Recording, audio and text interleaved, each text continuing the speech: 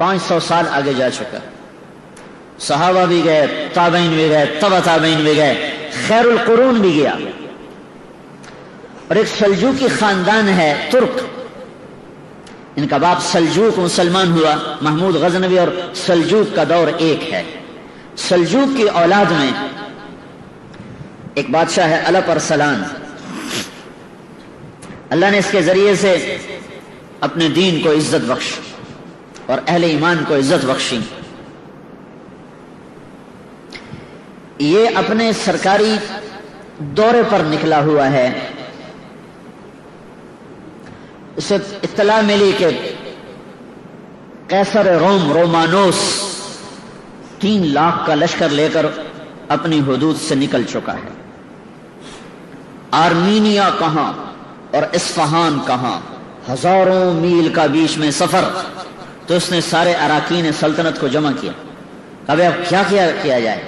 تو سب نے کہا ہم تیار نہیں ہیں, 3 لاکھ کا لشکر ہے, تو ہمیں پیچھے ہٹنا چاہیے اور تیاری کر کے پھر سامنے آنا چاہیے. تو الپ ارسلان نے کہا اس پیچھے ہٹنے میں وہ جتنے قتل و غارت کرے گا, جتنی بیٹیوں کی عزت برباد ہوگی اور جتنا مسلمانوں کا خون بہے گا وہ تو میری گردن پر ہوگا. تو انہوں نے کہا آپ کی گردن پر کیسے ہوگا؟ ہم تو تیار ہی نہیں ہیں, ہمارے پاس اسباب ہی نہیں ہیں. وَلَا تُلْقُوا بِأَيْدِيكُمْ إِلَى التَّهْلُكَةِ, اور اپنے آپ کو ہلاکت میں ڈالنا جائز نہیں ہے. یہ شورا چل رہی. انہوں نے کہا اچھا ٹھیک ہے, تو میری طرف سے اجازت ہے, جو جانا چاہے وہ جا سکتا ہے. میں اللہ کے دشمن کو اسلامی حدود میں داخل نہیں ہونے دوں گا. میں اپنی جان کا نذرانہ پیش کروں گا, اس کے بعد میرے اوپر کوئی حجت نہ ہوگی, میرے اوپر کوئی جرم نہ ہوگا. پھر وہ لوٹ مار کریں یا قتل و غارت کریں, میں اپنا حق ادا کر چکا ہوں. جب اس نے یہ کہا تو پھر اس کے ساتھیوں نے کہا اگر آپ کا فیصلہ ہے تو پھر ہم کون سا موت سے ڈرتے ہیں, ہم بھی آپ کے ساتھ ہیں. تو اس نے, اس کا بیٹا ملک شاہ اس کے ساتھ تھا, اس کی عمر تھی اس وقت کوئی 12 برس. تو اس نے وصیت نامہ لکھوایا کہ ممکن ہے اس جنگ میں میں شہید ہو جاؤں, تو میرے بعد میرا بیٹا ملک شاہ میری جگہ حکمران ہوگا, اور نظام الملک یہ اس کا وزیر ہے, اس کا وزیر ہوگا. اور جب تک ملک شاہ بالغ نہیں ہوگا امور سلطنت کو نظام الملک چلائے گا.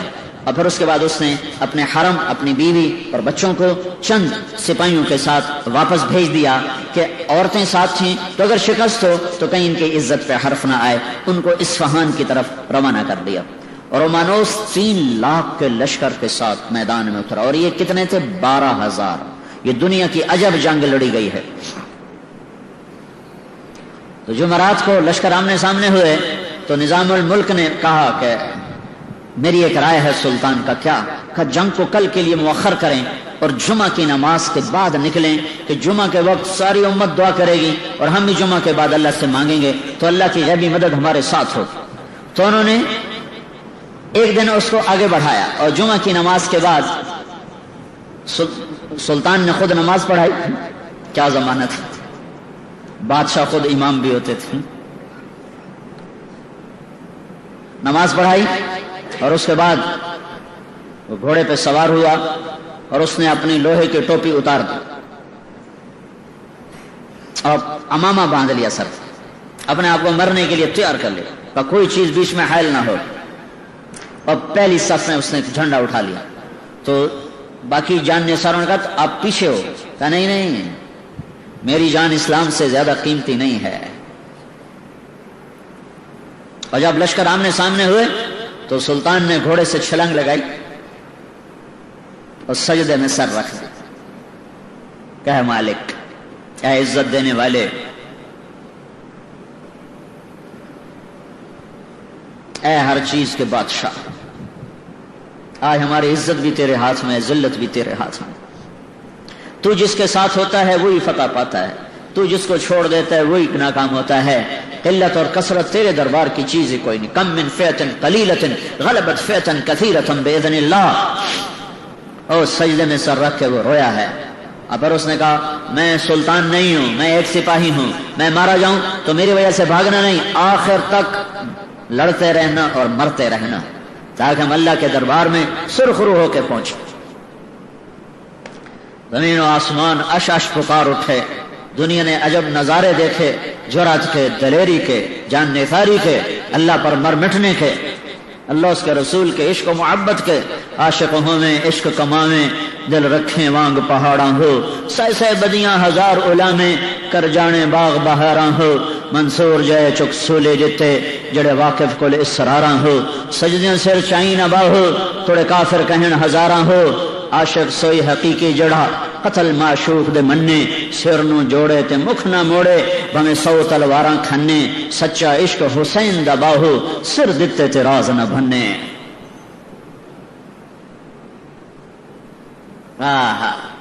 اس جگہ کا نام تھا مولاد گرد، مولاد گرد، جہاں یہ جنگ لڑی گئی ہے۔ ان ینصرکم اللہ فلا غالب لکم، ان ینصرکم اللہ فلا غالب لکم، میں تمہاری مدد کروں تو کوئی تم پہ غالب نہیں آ سکتا۔ وَإِن يَخْذَلْكُمْ، اگر میں ہی چھوڑ دوں، اگر میں ہی چھوڑ دوں، فَمَنْ ذَا الَّذِي يَنصُرُكُم مِّن بَعْدِهِ، وہ کون ہے جو تمہاری مدد کرے؟ ٹکرا گئے حق و باطل، صلیب و ہلال، عجب جنگ ہوئی ہے۔ اب میرے اللہ کا غیبی نظام چلا ہے، ادھر جنگ نے اپنی آگ کو بھڑکایا، ادھر اللہ نے سورج کی آگ کو تیز کر دیا، اور کیسر روم جو اپنے لشکر لڑا رہا تھا اس کو اتنی شدید گرمی لگی کہ اس کو میدان جنگ میں ٹھہرنا مشکل ہو گیا۔ اس کے اوپر چھاؤں سایہ، اور اس کو ہوا دینے کے لیے 7 کنیزیں کھڑی ہوئی ہیں، اور 3 لاکھ آدمی ساتھ تھا، 1 لاکھ 7 مزدور کارندے، اور 2 لاکھ لٹیرے آئے ہوئے تھے کہ جب فتح ہو جائے گی تو پھر ہم لوٹ مار کا بازار گرم کریں گے۔ لہذا ان کو شکست کا کہیں تصور نہیں تھا، تو اس کو لگی شدید گرمی، تو وہ پیچھے ہٹا، گرمی سے بچنے کے لیے اپنے خیمے کی طرف ہٹا۔ جب وہ پیچھے چلا ہے تو اللہ تعالیٰ نے رومیوں کے دل میں ڈالا کہ ہمارا بادشاہ بھاگ گیا، ہمارا بادشاہ تو فرار ہو گیا۔ بس یہ خیال آنا تھا کہ رومی لشکر کے پاؤں اکھڑے اور وہ بھاگے۔ 12,000 3 لاکھ سے کہاں تک ٹکر لے سکتے تھے، ایک ایک کر کے شہید ہو جانا تھا، لیکن مکروا مکرا ومکرنا مکرا ان ینصرکم اللہ فلا غالب لکم۔ میرے اللہ کا ایسا نظام چلا کہ رومانوس شدید گرمی سے تڑپا، پیچھے ہٹا، خیمے کی طرف جا رہا ہے تو سپاہیوں میں بات ہوئی، بادشاہ تو بھاگ گیا، بادشاہ تو بھاگ گیا۔ اگر وہ بھاگا تو ہاں، کیونکہ ان کی ساری جنگ تو کسی مقصد کے تحت نہیں ہوتی، مسلمان تو مقصد کے تحت کام کر رہا ہوتا ہے، وہ تو مقصد نہیں ہوتا صرف بادشاہت، ان کا بادشاہ گیا تم بھی جاؤ۔ جو بھاگے ایک دفعہ پاؤں اکھڑ جائیں لشکر کے، پھر سنبھالنا مشکل ہوتا ہے۔ تو رومانوس پلٹ کے آیا، لیکن اتنے میں رومی لشکر کے پاؤں اکھڑ چکے تھے۔ اور کیا ہے جو اللہ تعالیٰ نے کہا، سألقی فی قلوب الذین کفروا الرعب، کہ تم جاؤ میں ان کے دلوں میں رعب ڈال دوں گا۔ اللہ نے ایسا خوف ڈالا اور ایسا رعب ڈالا کہ 3 لاکھ آدمی دوپہر تک، عصر تک، جمعے کے بعد تو جنگ شروع ہوئی، عصر تک نہیں ٹک سکے اور بھاگے، اور ہر ایک دوسرے سے آگے بھاگنے کی کوشش کر رہا تھا۔ سارے مسلمان حیران پریشان ہو کے دیکھ رہے تھے کہ یہ کیوں بھاگ پڑے، یہ کس لیے بھاگ پڑے۔ اور بس میرے رب کا نظام حرکت میں آیا اور رومانوس پکڑا گیا، قیدی ہو کے آیا۔ جب سلطان کے سامنے پیش کیا گیا تو اللہ پر سلام نے پوچھا، اگر میں گرفتار ہوتا تو تم میرے ساتھ کیا کرتا؟ کہ میں تمہیں انتہائی ذلیل کرتا اور میں تمہیں ذلت کی مار دیتا۔ اللہ پر سلام نے کہا، لیکن ہمارے نبی نے ہمیں کہا ہے کہ عزت دار کی عزت کرو، میں تمہیں ذلیل نہیں کروں گا، آؤ۔ اور اسے اپنے پاس تخت پہ بٹھایا، کہا ادھر بیٹھو، کہا اس کو بادشاہی پروٹوکول دیا جائے، اس کا عزت احترام باقی رکھا، اور پھر پلا اپنا مہمان بنا کے رکھ، پھر اس کو چھوڑنے سرحد تک گیا، پھر کہنے لگا اگر پھر بھی شوق پورا کرنا ہو تو آ جانا، ہم پھر حاضر ہیں۔ اس نے کہا میں بھی پھر حلال کا نہیں ہوں اگر میں تیرے جیسے انسان کے سامنے تلوار اٹھاؤں۔